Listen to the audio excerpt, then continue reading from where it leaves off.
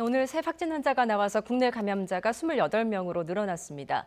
우한에서 입국한 중국 여성인데 잠복기가 끝난 뒤에 확진이 돼 의문이 커지고 있습니다. 네, 그리고 중국 우한에 남아있는 우리 교민을 데려오기 위한 이 세 번째 특별 전세기가 오늘 떠날 예정입니다. 취재기자와 함께 새로 들어온 소식을 중심으로 알아보도록 하겠습니다. 유재복 기자 안녕하십니까? 네. 네, 안녕하세요.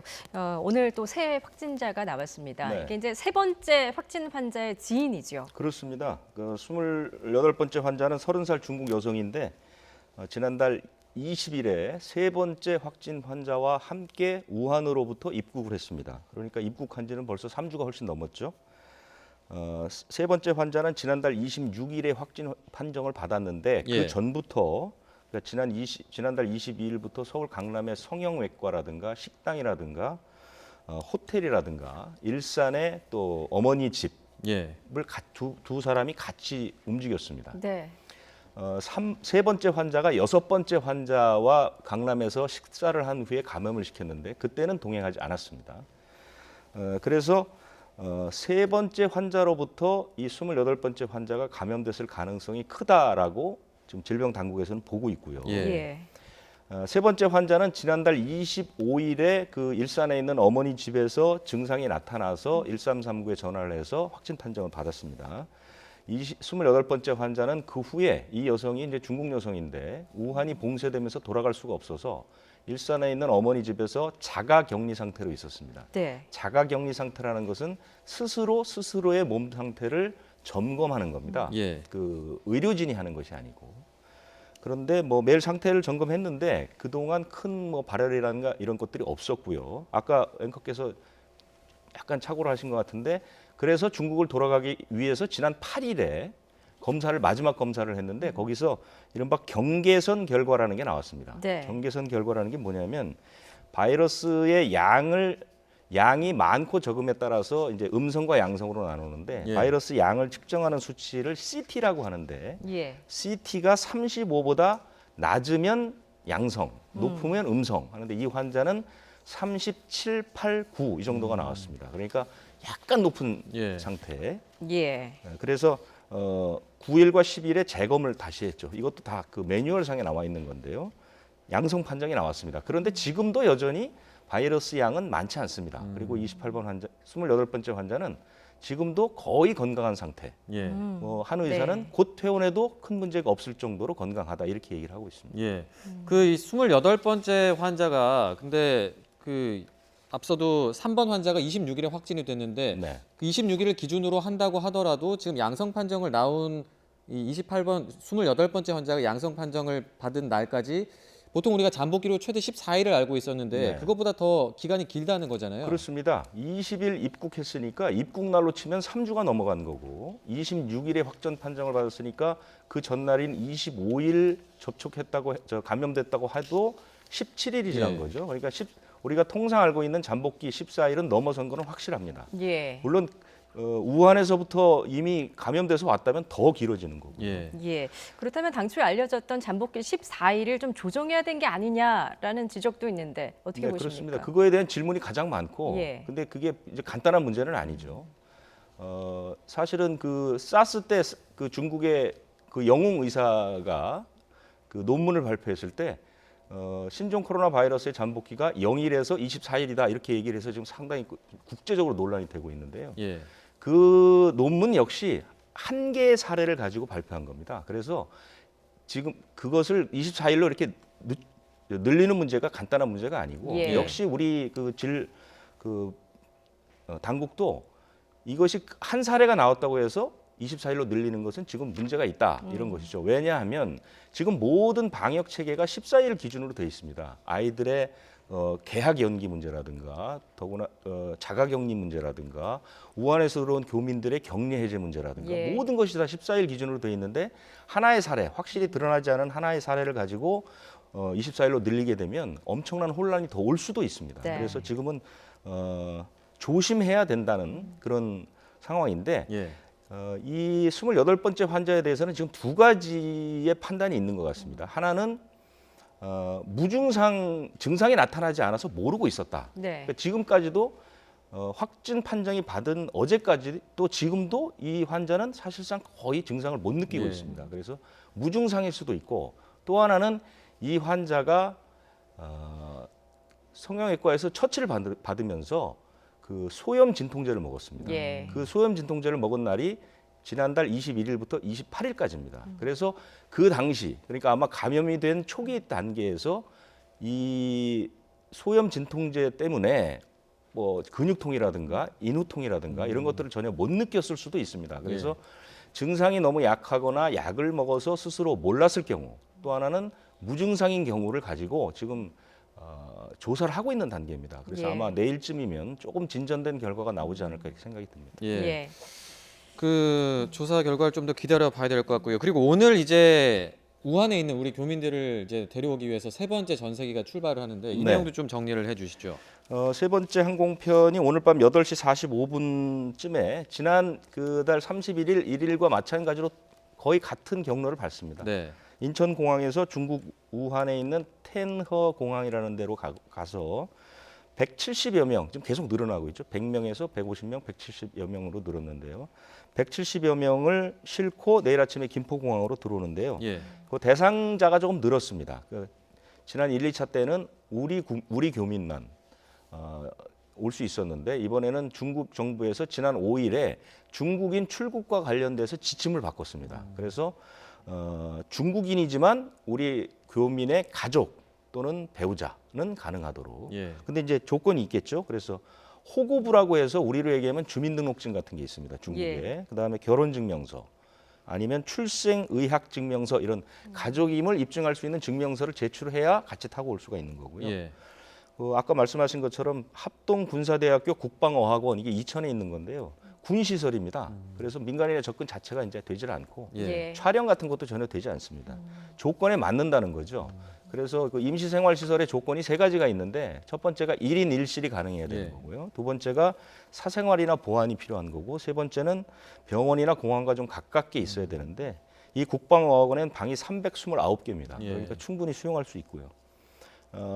참고로 말씀드리면 지난달 31일 그리고 지난 1일에 들어온 교민이 701명. 그러니까 예. 거의 이제 이번에 1,000명 가까운 교민이 들어오는 거겠죠. 아직 그렇군요. 100여 명 정도는 더 남아 있는 것으로 보입니다. 그렇군요. 지난달 30일, 31일 이렇게 두 차례에 걸쳐서 이제 왔던 교민들 지금 보니까 이제 잠복기가 끝나가거든요. 네. 퇴소는 어떻게 뭐 이야기가 그러니까 있습니까? 입소한 날에 오전 9시를 기준해서 역시 잠복기 2주, 예. 14일이 지난 후부터는 퇴소가 가능합니다. 네. 701명 가운데 지금까지 확진 환자는 2명이었죠. 그 2명도 지금 증세는 상당히 괜찮다고 알려져 있고요. 예. 그래서 오늘 15일부터 퇴소가 가능하다 이렇게 네. 발표를 했습니다. 그래서 예. 1차로 귀국한 교민은 15일, 2차는 16일 이렇게 퇴원을 한 것이고요. 물론 나가기 직전에 증상이나 바이러스 검사를 철저히 해서 문제가 없을 경우만 나갈 수 있습니다. 예. 예.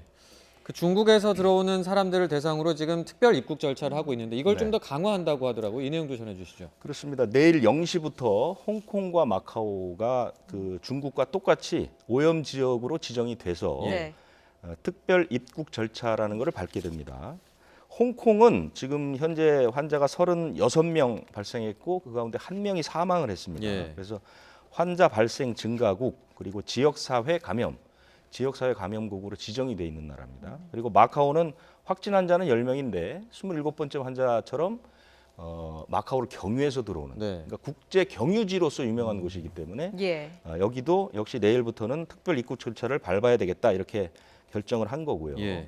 그러니까 중국에서 들어오는 사람들의 특별 입국 절차는 지난 4일부터 시작이 됐지 않습니까? 공항 내에 따로 데스크가 마련돼서 그 사람들은 별도로 하게 되고 들어오는 그 중국인뿐만 아니라 내 외국인 모두가 국내 거주자하고 연락처를 반드시 확인을 시켜줘야 됩니다. 예. 그런 후에야 입국이 가능하게 되는 거죠. 예, 그렇군요. 지금 이제 뭐 중국뿐만 아니라 뭐 일본, 태국, 싱가포르 이쪽 3국에서 이제 입국하는 감염자도 좀 확진이 되지 않았습니까? 네. 그렇다 보니까 아시아 6개 나라에 대한 여행 그리고 방문 자제 권고도 나왔다고요. 그렇습니다.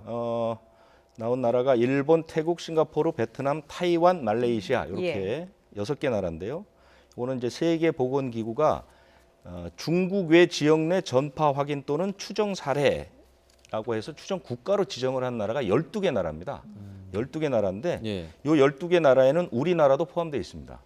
요 12개 나라 가운데 6개 나라를 정해서 요 6개 나라는 가능하면 여행을 가지 않거나 부득이 가야 한다면 여행 기간이나 인원을 줄여달라 예. 이렇게 얘기를 한 거죠. 그리고 이들 나라에 여행 가게 되면 우리 외국에 나갔을 때 외교부 문자 오듯이 네. 문자를 통해서 수시로 주의할 상황이라든가 연락처 이런 것들을 고지하게 돼 있죠. 예. 그리고 이제 신종 코로나 바이러스 확산을 막기 위해서는 이제 어쨌든 의료 시설에서 빨리 이렇게 검사를 또 시행을 하고 네. 이런 걸 하려면 이제 이분이 어디를 다녀왔는지도 여행 이력을 알아야 되는데 네. 오늘부터는 이제 중국 이외 발생국을 다녀왔는지 이걸 확인할 수 있게 됐다고요. 그렇습니다. 저희가 발생한 그 확진 환자 가운데 이런 경우들이 몇 가지가 있었죠. 중국이 아니라는 이유로 예. 어디를 갔는지 모르고 의사가 쉽게 바이러스 검사 대상에서 빼버려서 나중에 확진되는 경우들이 있었기 때문에 예. 이런 것들을 좀 막기 위해서 오늘부터 오는 17일까지 여러 개 나라를 단계적으로 합니다. 그래서 오늘은 싱가포르, 태국, 베트남, 그다음에 홍콩, 마카오 이렇게 돼 있고요. 예. 원래 홍콩, 마카오는 17일부터 하기로 했었는데 마카오에 경유된 27번째 환자의 경우 때문에 당겨서 오늘부터 하게 됐고요. 예. 13일은 일본이고요. 17일에 타이완, 말레이시아 이런 식으로 이제 순차적으로 하게 되는데 이런 것 병원에서는 이런 게 있습니다. 수진자 자격 조회 시스템이라는 게 있고 예. 해외 여행 이력 정보 시스템, 의약품 안전 사용 서비스 요 세 가지의 서비스를 병원이나 약국에서 이제 열어볼 수 있는데 네. 이 안에 정보가 담겨 있습니다. 그래서 충분히 환자들을 가려낼 수가 있게 됩니다. 예. 알겠습니다. 자, 최근에 이제 일본 크루즈 선박 거기서 이제 감염자가 무더기로 나오면서 거기 네. 이제 우리 국민도 14명이나 타고 있지 않습니까? 그렇습니다. 예, 근데 감염자가 이렇게 많이 나오니까 이게 공기 중 감염 가능성이 있는 거 아니냐 이런 네. 우려가 지금 나오고 있습니다. 중앙임상 TF에 설명이 있었다고요. 네, 계속해서 나오는 게 이제 공기 중 감염이 가능한 거냐 이 문제거든요. 지금까지 알려진 것은 사스나 메르스나 신종 코로나 모두 비말 감염, 침방울에 의한 감염만 가능하다 이렇게 이제 네. 알려져 있었고 네. 전 세계가 그것을 인정하는 분위기였는데 일본 같은 경우는 지금 그 공기 중 감염이 가능할지도 모른다는 얘기가 나오는 것이 사실 그 너무나도 많은 환자들이 한꺼번에 예. 밀폐된 공간에서 확진이 되기 때문에 예. 참고로 말씀드리면 다이아몬드 프린세스 호라는 배인데요. 3,771명이 탑승했는데 지금까지 300여 명을 조사한 결과 확진자가 135명입니다. 예. 그러니까 확진율이 거의 30-40% 정도에 이를 정도로 아주 무서운 그런 상황인데 예. 예. 이 워낙 그 크루즈라는 배가 공간 자체가 밀폐돼 있고 네. 또 안에 지금 있는 승객들을 모두 각방 격리를 시켜놓은 상태거든요. 예. 그런 상태이기 때문에 공기 중 감염이 가능하고 그럴 것이다라는 이제 수많은 예측들이 나왔죠. 그래서 네. 이런 부분에 대해서 오늘 뭐 의료 당국에서 설명을 했는데 조금 좀 쉽게 말씀드리면 그 침방울 감염이라는 걸 비말 감염이라고 하고 예. 공기 중 감염을 비말핵 감염, 뭐 에어로졸 감염이라고 이렇게 하는데요. 네. 비말은 말 그대로 이제 침방울을 얘기하는 거죠. 침방울, 침 속에 바이러스가 들어있는 거죠. 그런데 기침할 때 나옵니다. 근데 이거는 아무리 멀리 가도 2m 이상을 못 가는 대신에 안에 네. 바이러스 양이 많아서 감염이 아주 쉽게 되는. 그다음에 이 에어로졸, 비말핵이라는 것은 요 침방울이 마릅니다. 말라서 그 안에 있는 그 고체 부분만 남은 거죠. 그러니까 예. 크기가 작아서 이런 게 에어컨 바람 같은 걸 쐬게 되면 돌아다닐 수 있는 거죠. 예. 그래서 감염을 시킨다는 건데 메르스 사태 때 평택 성모병원에서 그 병원 내 감염이 굉장히 극심했는데 이것이 에어컨을 통해서 비말 핵 감염이 이루어졌다라는 그때 보고가 있었습니다. 예. 그래서 이번에도 마찬가지로 이런 걱정들, 우려들 뭐 이런 얘기가 나왔는데 거기에 대해서는 아직까지는 그 정해진 것은 없다. 네. 그러니까 이것이 비말 감염인지 비말 핵 감염인지 경계가 여전히 모호합니다. 네. 그래서 방역 당국에서는 이거는 아직까지 확정할 수는 없다 이런 입장을 밝혔습니다. 네. 예. 공기 중 감염은 아직 단정할 수 있는 단계는 아니다. 이렇게 그렇습니다. 이해를 하면 될 것 같습니다. 네, 지금까지 유재복 기자와 함께 신종 코로나 바이러스 현황 짚어봤습니다. 오늘 말씀 고맙습니다.